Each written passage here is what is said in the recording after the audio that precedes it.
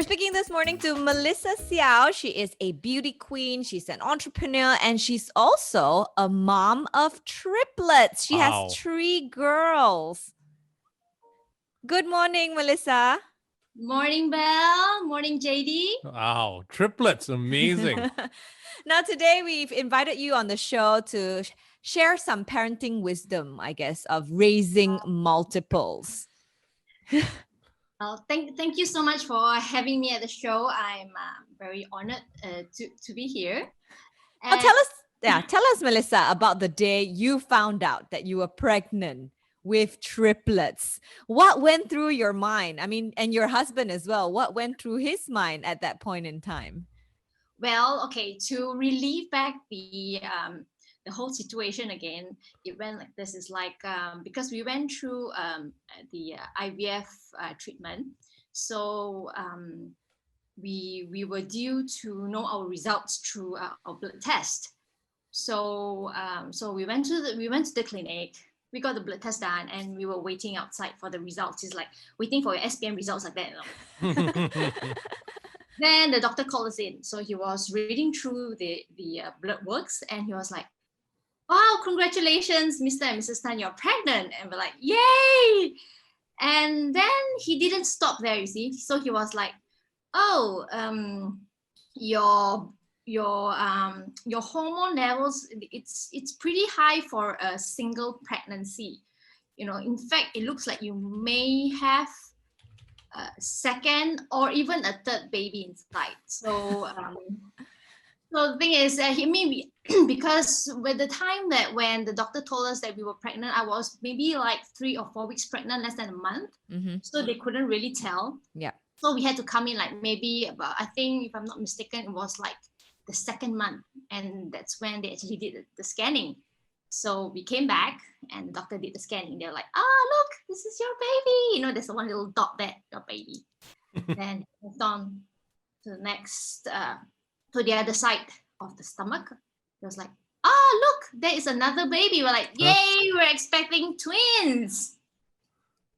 Then again, he didn't stop there. He went on, you know, like rolling his equipment, and he told us that there is a 3rd one, and we're like, we were quite speechless really, because it's like, you know, being pregnant itself, we were really over the moon. 2 babies, that is like a bonus, and 3 babies, that is like, we don't know what to say. At that point, did you think, hey, your machine correct or not? Well, he kind of preempted us already, like, you know, your hormone levels are really high. Right. So, but honestly, we weren't expecting fetals. We just wanted to be pregnant. So at that point of time, we felt that we were really, really blessed with 3. But at the same time, it's like a roller coaster of feelings. It's like, you know, at the same time, oh my God, wow, 3 babies. And the other side was like, oh my God, how are we gonna do this? You know, we're first-time parents. We have no experience at all. And the first thing the doctor told us was that I think you might need to put aside at least $500,000 just in case the babies arrive premature. That was the first thing he told us. Of course, we were like, you know, we were really, really worried. So, but then again, it was still very early into the pregnancy. It was like less than 3 months. Yeah. So he said that, you know, anything could have happened. So, I mean, it's like, we don't know what to expect, but we will just take it one day at a time, just like anything else in life. So you were expecting, twins, you were okay, but triplets you weren't expecting. Yeah, it's crazy. Yes, I've seen twins before, but triplets, it's not very common. Yeah. In your family, any twins or triplets though?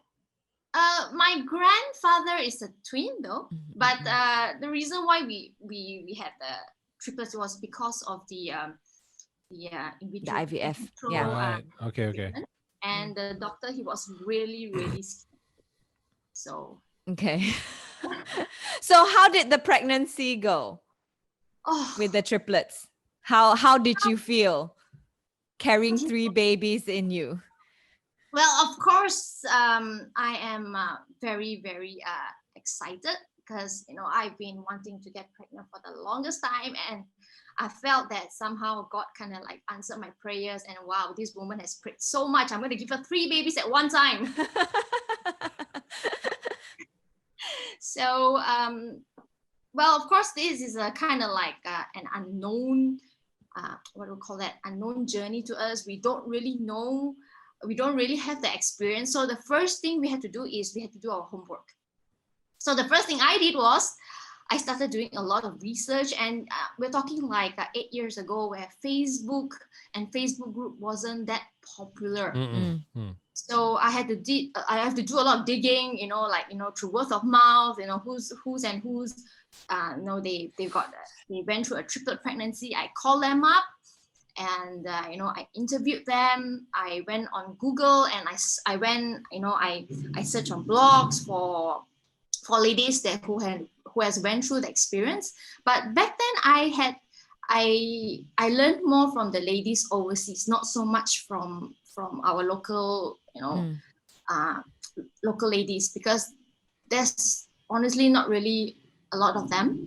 They're easier to find, right? The ones overseas. Yes, I have to dig them out. It's like, who's is, I have to go through, and request for emails, contact number, and to call them out. But honestly, they are very, very wonderful people.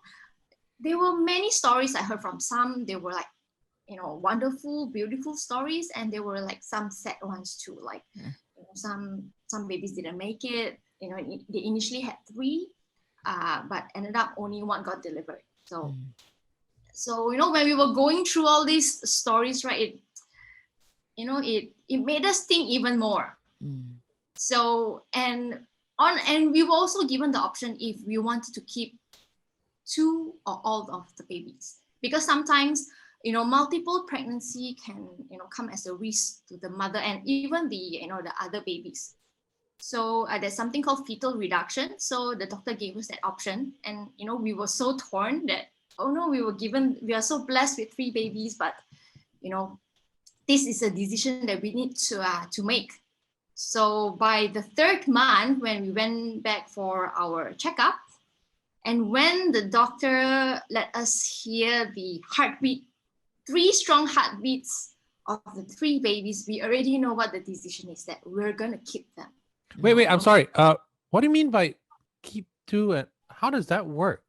They have this what do you call that? I wouldn't say treatment. There's this process called a fetal reduction, which means the doctor will take away one of the fetuses in you. So I mean that procedure itself is a risk. So you kind of have to weigh.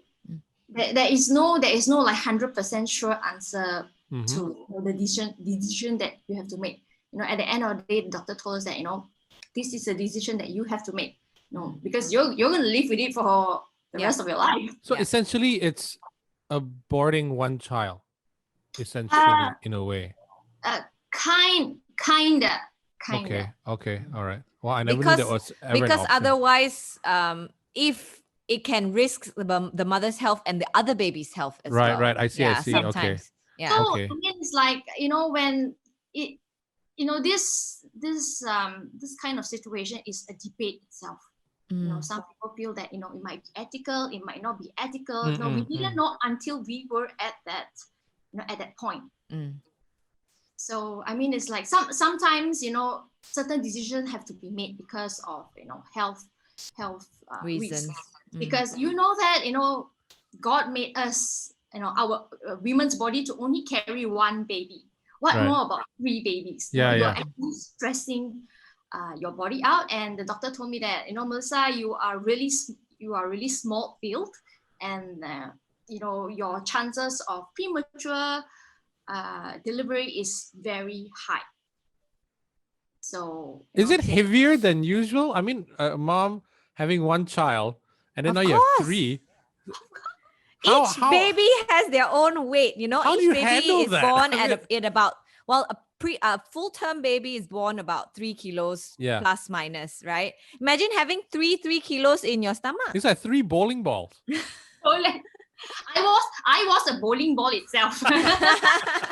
So did your stomach, like, because normal pregnancies with just one baby, we will stretch out by the second trimester, and by the third trimester it'll be quite big. How about your pregnancy? How did it go? Well, I don't have a pregnancy to compare to, but Oh, that's true. Yeah. but looking at my stomach, I look really big during my second trimester. I was huge, and by the time I was 6-7 months, I couldn't walk much.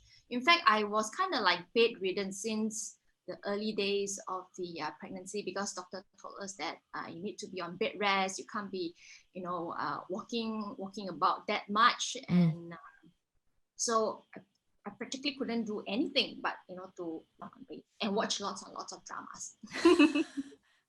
Okay, so that was your pregnancy, just in bed watching dramas. Yeah, watching dramas, and of course, the homework, doing the reading, Yeah. and the preparation. Okay. How did you prepare to receive 3 babies at once? Do you have to buy 3 of everything, My experience tell me that you can never ever be prepared, because it's like when you think that you are prepared, there's something else that popped up and it pops out, and you're like, oh no, and you just have to deal with it one challenge at a time.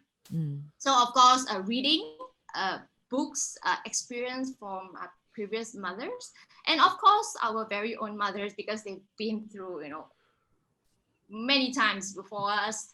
And but your mom, I'm sure she's going 3. I don't know. Like, I had 1 only. How am I gonna deal with 3, right? But she had 1 at a time. Yeah. But a lot yeah. But my mom had 5.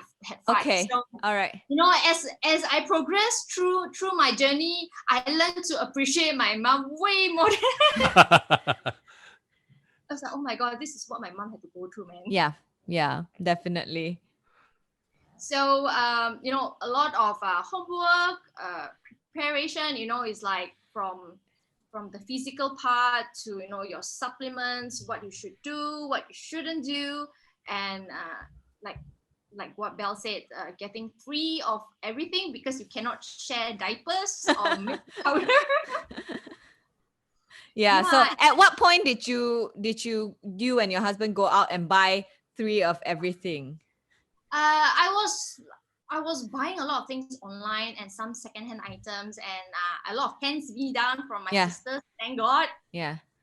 So it was more of the clothing, the diapers, and their pacifier, and lots and lots and lots of milk bottles. At what point did you know that you were having 3 girls? 3? Oh, it was, I've forgotten, maybe the fourth month. Okay. I know when we got pregnant, the doctor was like, you don't really have to, you don't really have to stress whether if they're boys or girls. Usually they come in a mix, like a mixture of boys and girls. But when he scanned, he was like, Charlie's Angels, 3 girls.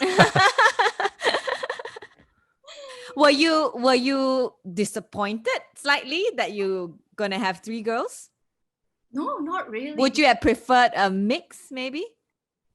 Well, for me, because it's my first pregnancy, I don't really have a preference, and to be honest, because I come from a family of girls, I am actually extremely excited to be raising girls, because it's something anyway, right? Something I'm familiar with. Yeah. But if you give me 3 boys, I'll be scratching my head. Oh my god, how do I do this? Yeah, but now if you have 3 girls, everything's the same. Baby fares must be great for you. Just go there, buy everything in bulk and everything, right? Wow, we are like the VIP shoppers in baby fairs. We go in with with a trolley and come out with boxes and boxes of diapers. My God. Okay, I mean, you gave birth to 3 beautiful baby girls. This was about 8 years ago. Yeah. How difficult was it then, once the babies are out, to be a mother to 3 babies at once? Because I mean, as a mother myself, and having just 1 newborn at a time, already it feels very challenging. So I want to know your experience of being a mother to 3 newborns at once. Well, I believe that my experience it's probably similar to other moms. Again, I have nothing to compare to. So I mean, of course, it is overwhelming. Overwhelming. Yeah, it's like um, I did not expect that I will be so sleep deprived for the next kind of like 2 years because I was breastfeeding them, and I told myself that I'm gonna do this as long as I can, and also milk powder is very expensive. How do you breastfeed 3 babies at the same time?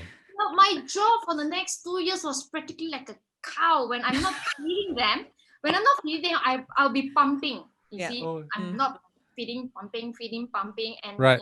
I'll catch a nap in between. So of course I can feed 2 at one time, but the third one will need to be bottle fed. So I at any point of time I must have some supplies in the fridge, else the third one might not have anything to drink. Yeah. Wow. So do you rotate? Like, what's your system like? This girl gets the bottle now. Next, she will get the breast, and then this girl will get the bottle. Is that how you? I can see a rotate? chart ABC, CBA. No lah, we're not that systematic lah. I'll just feed whoever who is hungry.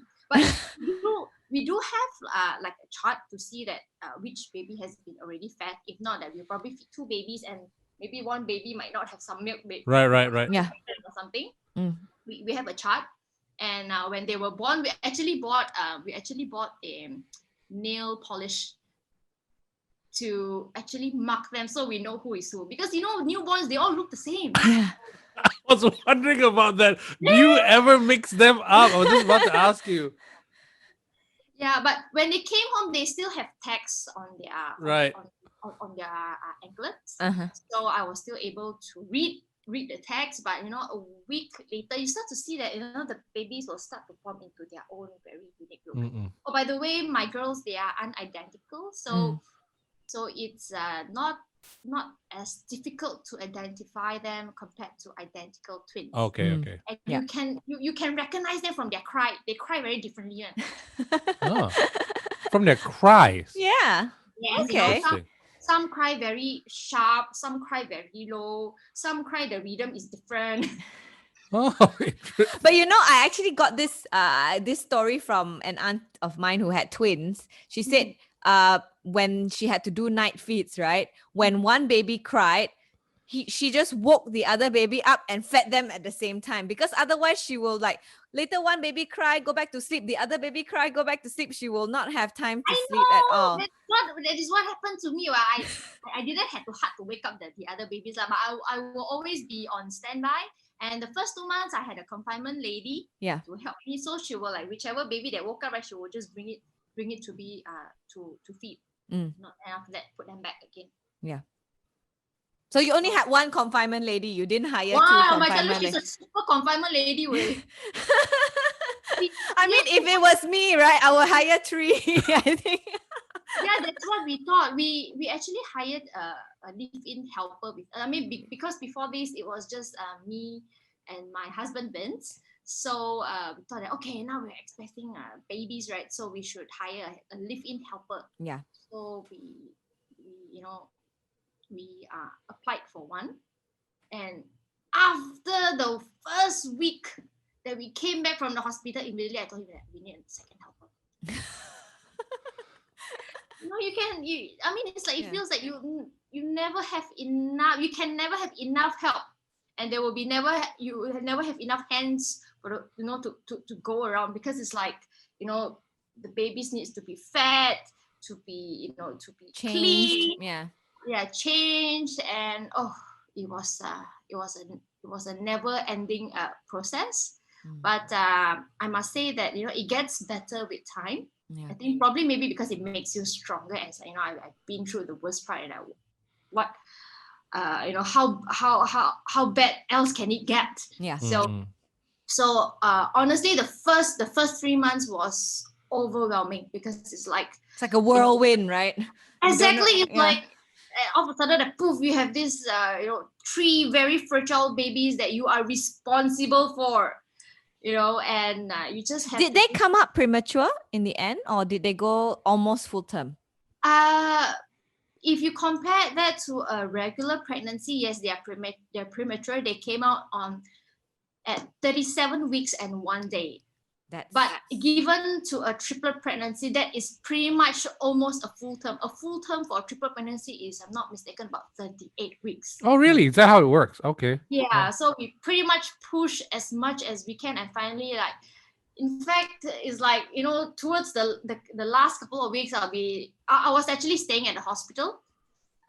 Because the doctor said that, we don't know when the babies are going to arrive. I mean, they might come earlier than the scheduled date. So it's safer that you stay in the hospital. So every day when the doctor comes and visit me, I'll be like, am I ready to deliver already or not? Can deliver already or not? Because I'm sure it's very uncomfortable. You're stretched out all the way already. Yeah, my stomach was huge. I used to have like a 23-inch waist, and all of a sudden, poof, my waist went 40 inches. Whoa!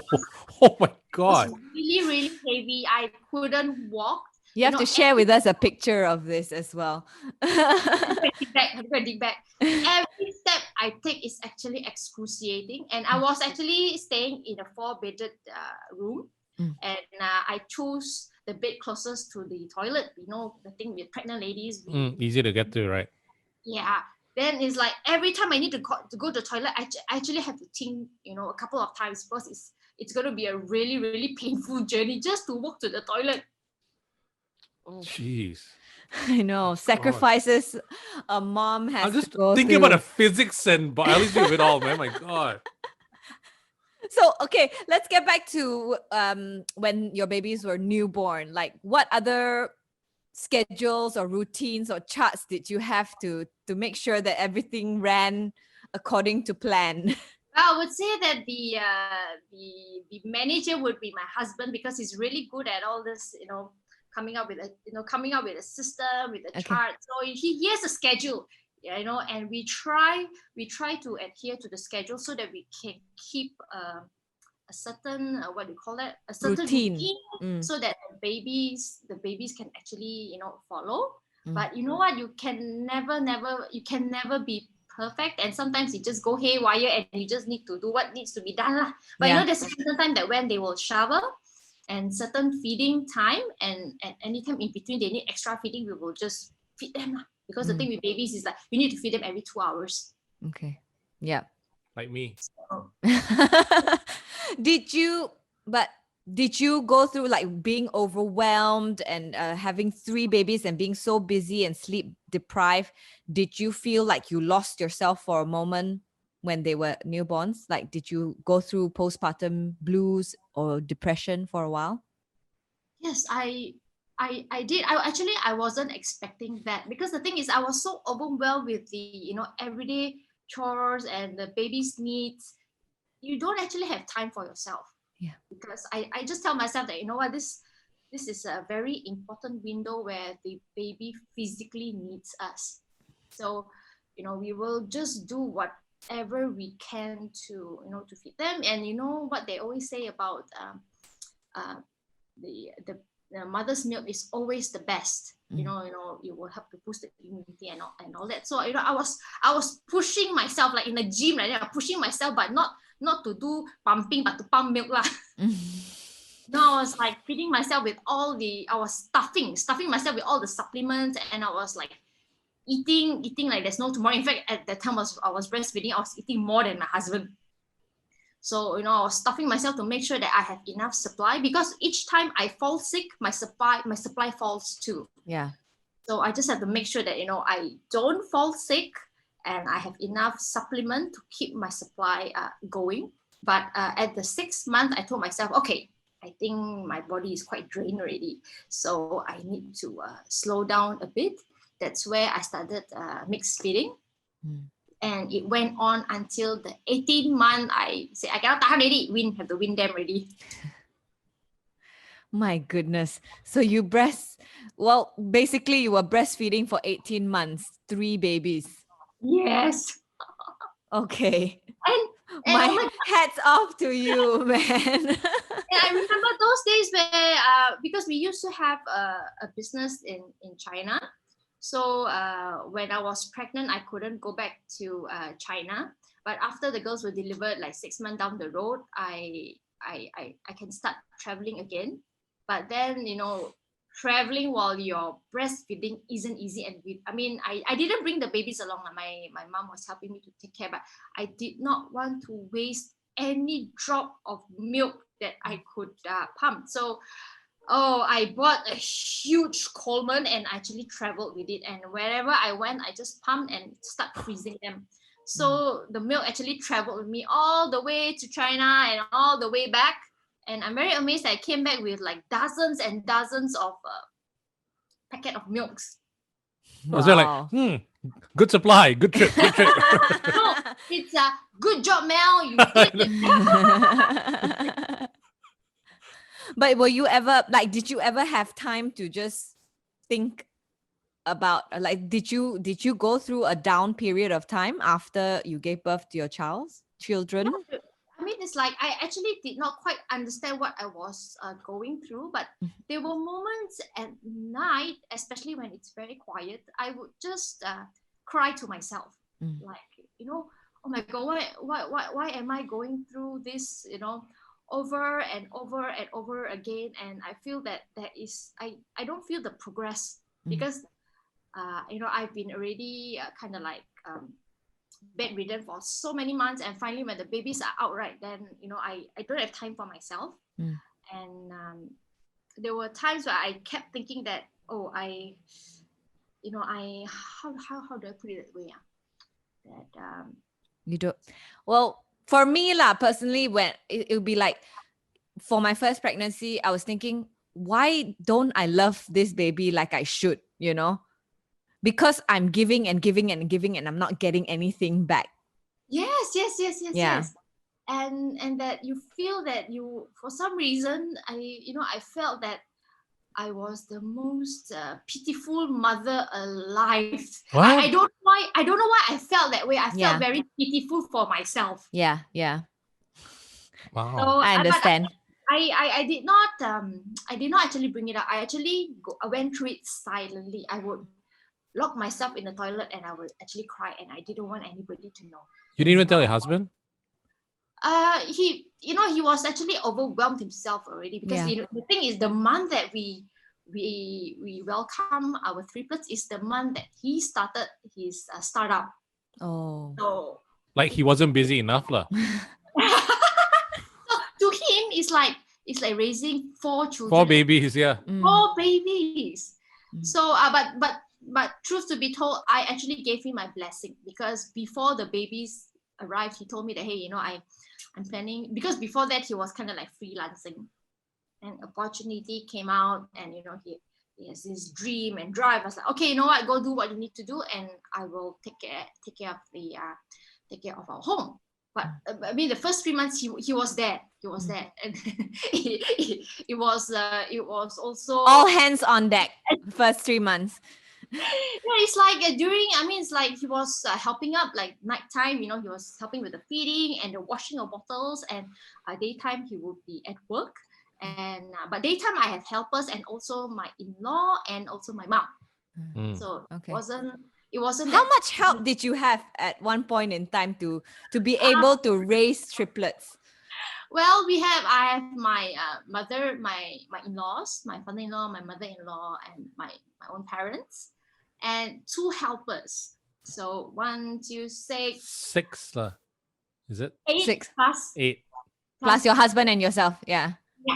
So 8 adults, but of course we were taking shifts. Not everyone is there all the time. Yeah. Because we live in prior to that, it was just both of us, and it was we would live very carefree. We would live in a small apartment, and we would travel whenever we like. But since the 3 babies arrived, we had to move to a terrace, and suddenly we have 2 extra helper and so many people at home. Right? It's like, wow, so crowded. So how much support, Melissa, do you need from your spouse when you have multiples? I mean, your husband's very hands-on, but like for other mothers who have multiples, do their husbands need to be very hands-on as well? Well, definitely. I think this is not, it's not any journey, just like any pregnancy, not just a triplet pregnancy, even though it's a single pregnancy, because it's our baby, so it should be our journey, right? It's not because that you are carrying it, then it's the responsibility, it's all on you. I feel that the spouse should always treat it as though that they are the ones pregnant as well. Then both sides, they have more empathy when when managing the challenges one after another, because it's gonna be never ending. But financially, was it a struggle too, to have 3 babies at one and to have to buy 3 of everything? Diapers, I'm sure you go through like water like that. Yes, we were prepared in that sense, and of course during the earlier days we try to save as much as we can. For example, like instead of wearing Pampers all the time, we had to make do with those washable diapers. Yeah, So dispose. diapers, right? Forever we have diapers hanging there. Mm. And with milk, because milk powder is really expensive, especially for newborns. I remember one tin was about 100 ringgit each, and they finish like one tin every 3-4 days. Can you imagine how many tin is there not in a month? So that is why the first 6 months I try my best to fully breastfeed them until we start mixing with formula from 6 months onwards. So I think from there we also saved quite a lot. And we also, when the girls were growing up, they were very fortunate to become Fisher Price ambassadors. And I think from there also we saved quite a lot in terms of toys, because they were generous enough to actually send 3 of everything. Did you have to buy, I mean, you moved into a new house, right? A landed property. Did you have to buy a new car to accommodate the 3 girls? Did you have to buy car seats in 3s, strollers in 3s as well? So we had to be creative in terms of like how to move them about. We didn't get a MPV, but we have like a few sedans. So we were like moving around in actually 2 sedans. Actually, this went on until today. We did not get an MPV, but I've been nagging at my husband that what, we should get an MPV soon or minibus, whichever works. Yeah, but at this age they don't require so much of the the child seat and all that, because they're old enough. But we still we make sure that they put on their seat belt, so we still have to make sure that we have enough seats for them. But I remember that sending them about, we always travel around in 2 sedans, even up to the stage where they were attending kindergarten. Every morning we will go out in 2 cars. And now come to think of it, we actually did that for a couple of years, and until today. Now that your girls are older, has it gotten much easier? I wouldn't say much easier, because you've actually faced a different kind of challenge. When they were young, I think it's more of a physical challenge that you need to push yourself. Just tired all the time, right? Yeah, tired, the sleep deprivation, the pumping schedule, and I don't know, in between that, trying to stay sane, because you have no idea what sleep deprivation can do to you. It makes you go cray. It does. Yeah. So when they started walking, there you go, you have a new set of exercise to do, which is to chase after them. And 3 of them in 3 different directions. Are they in school now? Yeah, they're at school now. They're 8 years old now. Is it a good thing? Because I'm just trying to figure out now, because it is CMCO and MCO and everything. Then like, oh, they're off to school, so I'm like, I had some free time. Oh no, now they're all back at home because it's online learning. Is that another headache? I know JD, this is like, I mean, it's like since the beginning of the year, again, this is like a new struggle. Before that, we have the luxury of depositing them at the school, and we have like, a couple of Hours. hours at home when, you can catch up on work and do whatever it is you need to do. And, when they come back from school, okay, life goes on kind of thing. But now it's like they're at home 24/7. And it's not only they're home 24/7, it's like the changes in how they learn, and they can't go to school, they have to learn from online. And it doesn't work very well for 8 years old. They don't have the attention span. And imagine we have to prepare 3 computers for them, because that's why. right? Yeah. And they have the same timetable and schedule. I mean, it's like in a way I am thankful that they are in the same year, so that we only check like what is like, when they're in the same class, by the way. So let's say if someone does not finish the homework, the other one will actually read them out, so I will know. That's funny. But that's another thing, right? Going to school, you have to buy 3 books, the same 3 books. No choice, 3 books, because they can't share books, and they can't share their bags, they can't share their uniform. Okay, maybe the youngest one, because the youngest one, she's a little bit tiny compared to two sisters, so she gets a lot of hands me down from the sisters. So but when it comes to shoes, you can't really share, because you need 3 pairs of shoes to walk out, right? So yeah. My goodness. Just thinking of this, I'm thinking you probably have to be you probably have to be able to afford it to have twins or multiples, right? I mean, it's like, there are many ways to come about it.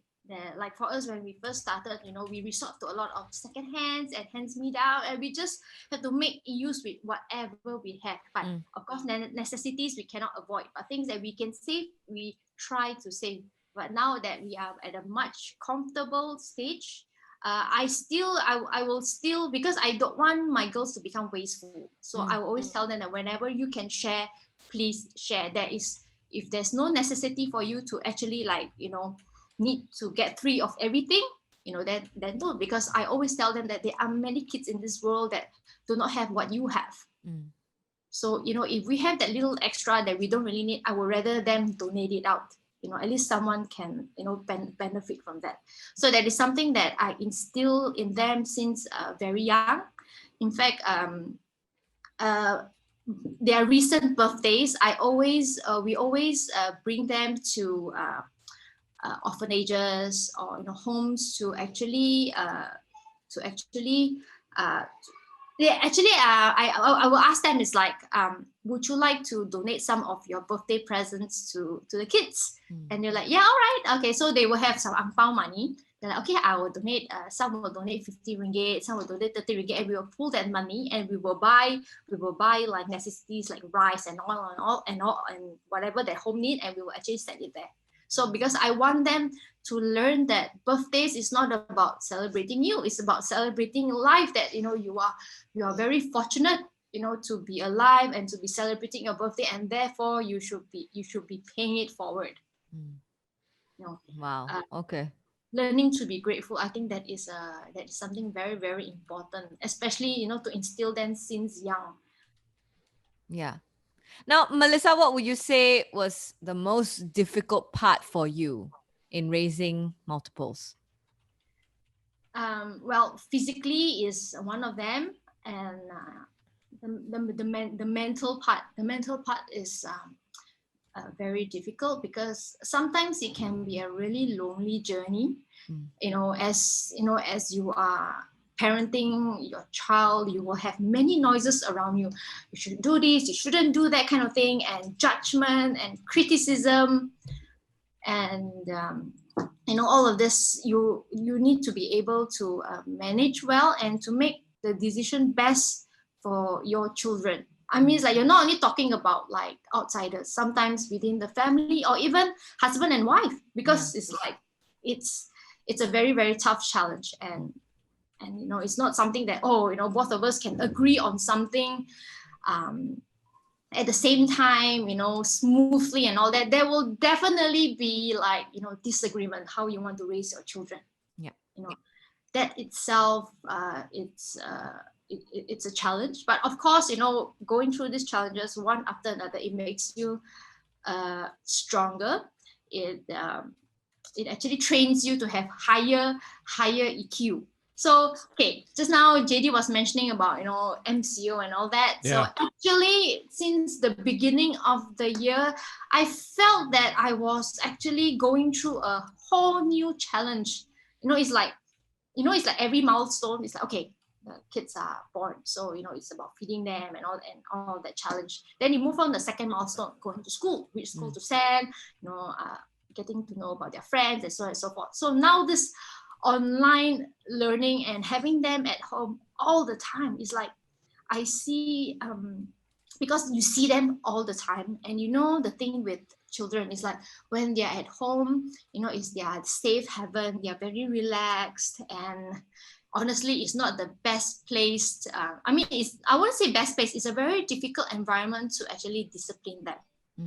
It's not like in school. You have the principal. They have, though they have rules and regulation. We don't have much of that at home because we are very carefree and all that. And when I was going through the MCO period, I realized that, oh no, it's a realization that I need to put a certain system in place to keep them to actually make sure that they are disciplined enough to go through the online learning.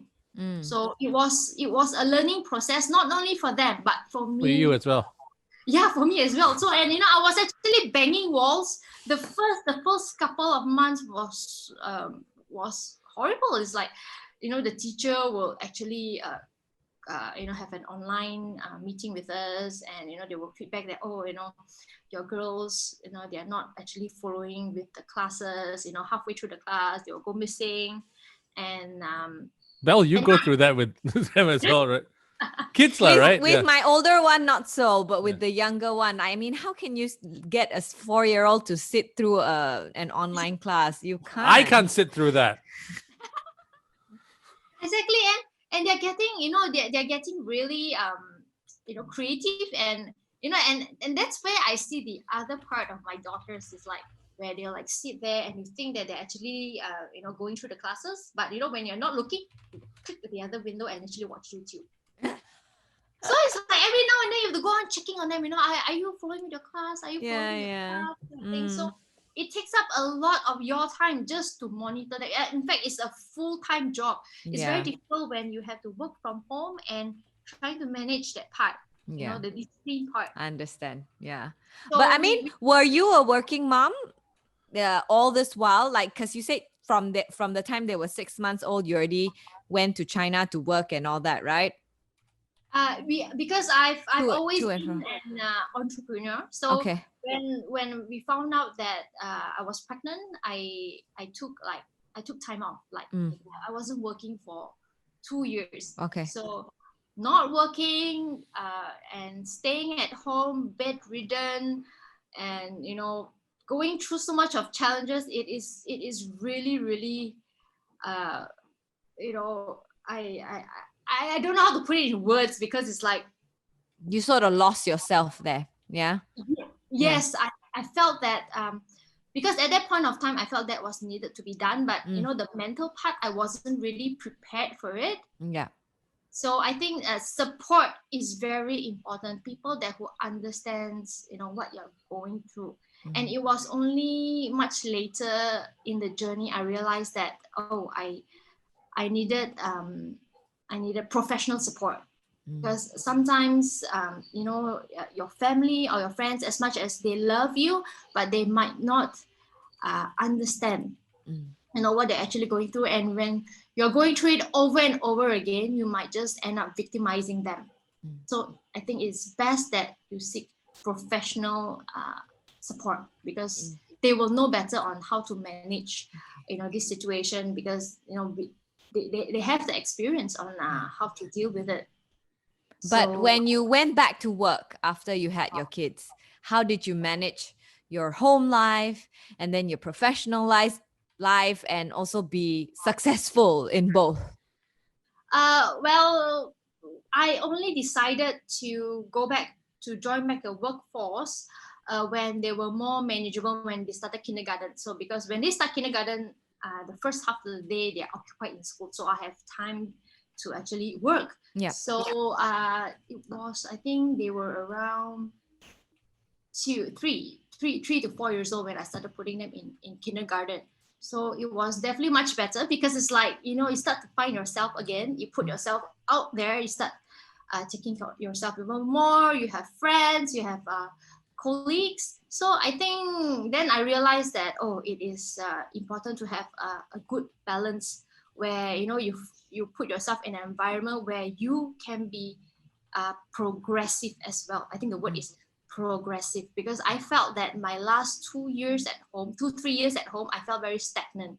I wasn't able to move forward, and I think that affected myself mentally, and also I think the confidence part a lot. Self-esteem. Yeah. Self-esteem. Okay. But now you're a beauty queen, you are an international speaker, even an entrepreneur, and also a mom to 3 girls who are now 8 years old. Don't you get tired? I'm sure your days are filled up. Don't you get tired? What is it that keeps you motivated and keeps you going? Of course, I do get tired, but the thing is, the reason why I'm doing all of this is because I want to show my daughters that, I want them, I want to try to lead by example. I want them to be able to pursue what they want to do, despite, I mean, it's like, and not being limited by your status, like if you're single or you're married. It's like the thing with okay, for example, pageantry. So, pageantry has always been something I wanted to do, but, during my single days, I was so caught up with, the whole rat race, or, building a company. I just didn't have time to, pursue my passion. Something, it's in my bucket list.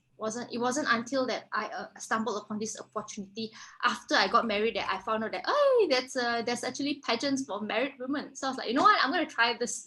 It's like I've lost my opportunity once, but you know what, now I think I'm in a much better place to, to actually give it a shot. So I did, and my girls, they were like the biggest supporter, and they were there with me, every step of the way. Yeah. It's not only about the girls, and also your partner, my husband. He was really, really supportive. So in a way that we are trying to show the girls that, if you have a dream, no matter at what stage that you are, go for it. I mean, that is the whole meaning of this, and this whole life, right? Yeah, so you're being a role model to your girls now by I'm trying achieving whatever you want to do. Yeah. Yes, because I think leading by example is very, very important. And because, okay, another example, my youngest daughter, she's actually pursuing competitive gymnastics right now. So, during when the MCO hit, she, their classes actually went online, and she couldn't follow, and she kind of like deteriorated from there, until the teacher told me that looks like we might need to remove her from the competitive class, because she's just not following. So in a way, my heart was a little bit broken, because at the same time she told me that, Mommy, I want to give up gymnastics. It's something that I've been sending her since she was 4 years old. So that many years later she told me that, Mommy, I want to give up. I was like, ugh. So then I decided that, you know what, I want to show it to her that, if you put your heart and soul into something, something good will come out of that. So at that point of time, she was very demotivated, because the teacher was going to remove her from the competitive class. But to a little girl, you feel that is quite a setback. It's like failing in your exam. So what are you going to do moving forward? Are you going to give up? or are you going to do something about it? So what I did was I sat down with her and the coach, and I said that, okay, you know what, I'm going to spend my next 3 months just coaching on you personally. Even though that I do not have any gymnastics background, I will sit through with her every class and make sure that I try to translate whatever the coach is trying to teach to whatever physical exercise that she needs to do. And we practice really hard every day for the next 3 months. And guess what? She made it back to her competition class. Oh. And they actually had an online competition a couple months later, and we had to practice like certain routines. So again, we continue to practice. This is all distance learning. Yeah. And guess what?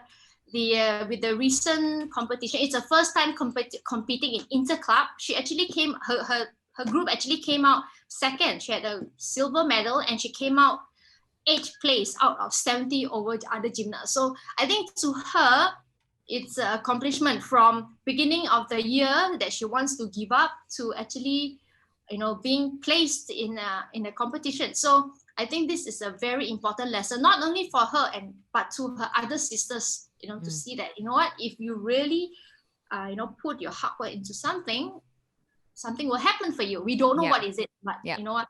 Success does not come to you by doing nothing. Yes. I even shared with this, like, when I was competing in a pageant, I had to come up with my own performances. I was playing the Chinese zither. I was practicing every day at home. So, and even the catwalk and all the public speaking, it looks a bit silly that I was actually doing this by myself, but the more I want to do it in front of them, because I want to show them that I don't care what other people think of me. As long as I know that what I'm doing, where I am going, I will just persevere.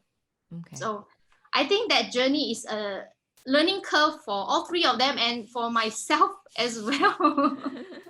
Definitely. Now, finally, Melissa, what advice would you give maybe to soon-to-be moms with multiples or mom already with multiples who are struggling right now? What word of advice would you give to them? Well, besides my advice to you to stay strong, at the end of the day, I find that it is just how you see things. It's your mindset, and it is important that you surround yourself with the people that that have the same wavelength as you, because you will feel more understood, and we have more empathy with your and others' condition, and because you are the average of the 5 people around you. So if you are constantly around negative people, eventually you will feel very, very negative about it. Because the thing with motherhood, whether you're pregnant with a singleton, twins, or triplets, challenges will keep on coming. So it is, how do you see this challenge? Okay, this challenge is giving me an extra inconvenience, or do you see it as, oh, this is something that is going to make me stronger, and it's giving me an opportunity to learn something new. So I think how you see things and the mindset, it is very, very important. And to know that mothers, women, we are all human. It is okay to feel inadequate. It is normal. Please don't take it too hard on yourself. We are not perfect, because I felt that being a mother, and sometimes being in the limelight, people tend to have this perfect image of you, and you try to live up to that. In a way, I find that is very unhealthy, because you're living up to other people's expectation and not yours. So it is very important for you to stay focused and remind yourself that you are only human. So okay, all right. Well said. Thank you so much for that. Yeah. And take everything one step at a time. Yes, one step at a time. Don't worry too much, because you know what, challenges are gonna come anyway. They're gonna come anyway. So you need to face it no matter what. So I'd rather. Question though, are you planning to have more kids? Well, I would love to, but I think given my age, I'm pretty much, I don't know what I call that, the expiry date already. Right. I'm just wondering, let's say you and your husband decide to, let's try again. And then triplets again. I must say this journey is not for the faint-hearted. Well, if it does happen, then we will take it again one day at a time. But I wouldn't discount the fact that, I mean, it's like we love children, we love the the bustling at home, the sound of children and all that. And of course, we hope that because we are very big believers in motivation, in mindset, and we want to be able to channel that to our children so that they can continue to channel that to other people. Yeah. But if you have new triplets, let's just say the original triplets can help you with the new ones already. Yeah. Right? Good idea. I never thought of that also. They're big enough. It's like little dolls for them now. Helpers, scout team. Okay, yeah. But the thing is, my girls, they know that they are not easy. They know they are not easy. So, I asked them before, it's like, what if, next time, will you have your own children? And I'm very surprised that given at this age, they will actually think about it. They're like, maybe yes, maybe no. Wow. So because when we were growing up, the journey is always like, oh, when I grow up, I will marry and have get children. But to them, they're like, it's quite handful lah. So I'm not sure if this is or not. We gave mommy so much trouble. I don't know about how it's gonna work for me, right? Yeah. And it's like, okay, so if you do want children, how many do you want? 3? No lah. I think maximum 2 lah.